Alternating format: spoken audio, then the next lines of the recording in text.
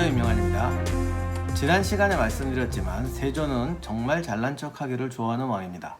조선시대 왕 중에서 잘난 척 대장을 뽑으라면 틀림없이 세조가 1등할 겁니다.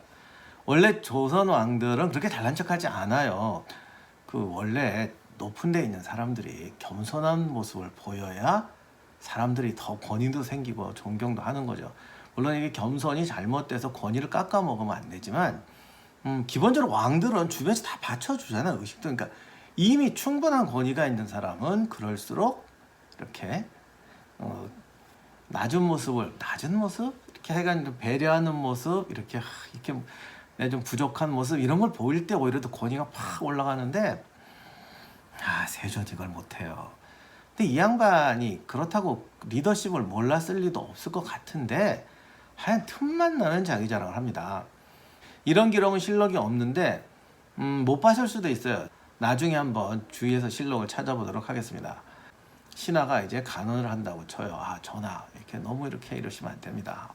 리더는 겸손한 모습을 보여야 이렇게 됩니다. 그러면 세조는 분명히 이렇게 말했을 거예요. 나도 안다. 근데 나는 너무 잘나서 이런 얘기를 안 할 수가 없어. 아니면 이렇게 말했을 거예요. 그래, 정말 훌륭한 말이야. 저거 정말 좋은 말이야. 내가 바로 그렇잖아. 내가 정말 나도 이렇게 겸손하게 사는데 말이지. 그거 참.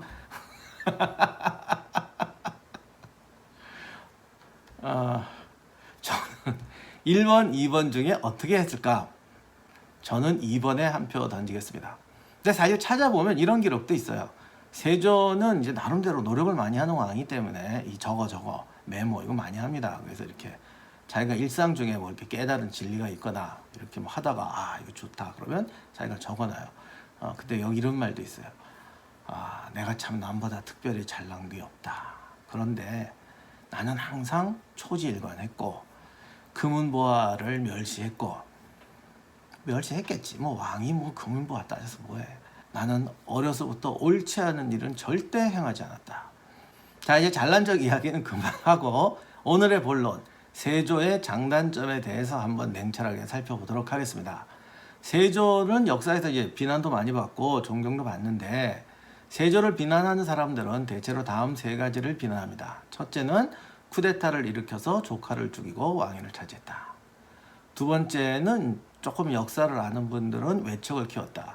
이건 사실 제 글에서도 많이 지적했던 부분이긴 한데 조선은 이제 태종 때부터 세종 때까지는 외척을 철저하게 거의 억압이 아니라 거의 탄압을 하죠. 그런데 세조는 반대로 외척을 특권 세력의 선두주자, 대표주자로 만들어줍니다. 이 이후로 외척은 우리나라 정치사에서 이제 빼놓을 수 없는 요인이 되죠. 특히 외척은 특권 세력의 대표이기 때문에 역사적으로 별로 좋은 평가를 받지를 못합니다. 더욱이 19세기가 되면 외척 정치의 끝판왕이라고 할 수 있는 세도 정치가 시작이 되고 우리는 뭐 세도 정치, 그로 인한 삼정문란 등 어떤 조선 후기 사회 해체와 격동의 역사에 대해서 알고 있기 때문에 이 모든 이 세도 정치의 근본 외척 정치가 세조로부터 시작되었다라고 하면 결단코 좋은 평가를 받기는 어렵죠. 이것 때문에 세조는 특별히 비난을 받습니다. 세 번째는 공신 세력, 역사에서 말하는 훈구파를 키웠다는 겁니다. 공신이 아니라도 어느 나라든 어느 정치든 간에 특권층이 성장한다라는 것은 항상 정치의 암의 성장? 하여간 부패의 원조로 받아들여지죠. 조선시대에는 이것이 공신에서 이제 훈구파라는 것으로 만들어지는데 이 훈구파라는 것이 세조 때에 완전히 단단히 뿌리를 내렸다. 이렇게 돼서 본능적인 거부감을 주는 특권 정치의 시작, 세조 때부터 비롯되었다라고 이야기를 합니다. 이 부분에 대해서도 굳이 변명할 것은 없죠. 다만 세조 때의 훈구파라는 것이 성립되고 원상제도 만들어지고 확실히 그런 부분이 발달하는 건 맞지만 공신이 없던 것을 공신을 특권세력으로 만든 건 아니다라는 겁니다.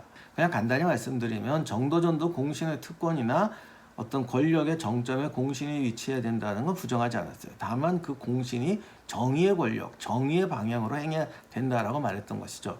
그러다가 이제 태종 집권 후에 공신이 더 늘어나게 되고 어떤 공신의 우대라든가 공신의 특혜가 세조 때 처음 만들어진 건 아니에요. 그리고 세종 때도 사실은 공신층의 특권을 제한하지 않았습니다.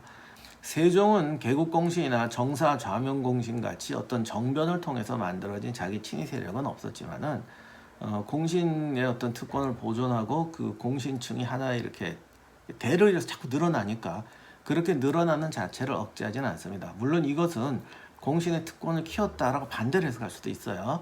어차피 자꾸 자기 분화가 되니까 이렇게 양을 늘려가지고 이게 뭐랄까 순화되게 이렇게 묽어지게 하는 방식을 썼다라고 볼 수도 있는데 아무튼 세조는 요거를 또 이제 그렇게 되니까 이제는 너무 많아진 공신 중에서 또 이제 소수의 공신을 뽑아서 이제 공신 중의 공신 이걸 뭐라고 해야 되지? 하여간 옥상옥을 집권 세력을 만듭니다. 이것 때문에 세조가 이제 소위 말하는 특권 세력을 만들고 특권 세력을 우대하고 훈구파의 전횡을 만들었다라고 얘기를 하는데 물론 그것이 50은 막 옥상옥이라고 했을 때 옥상옥은 맞는데 옥상은 그 이전부터 있었던 거니까 이런 부분이 만들어져 온 건 맞다. 그러다 보니까 결국은 외척도 키우고 공신도 특권층 중에 특권층을 키우고 그러다 보니까 전체적으로 오히려 공신의 특권이 확대되는 과정을 가져왔다. 이건 뭐 부정할 수 없는 사실이죠. 오늘은 이것과는 다른 포인트에서 한번 세조의 장단점을 살펴보겠습니다.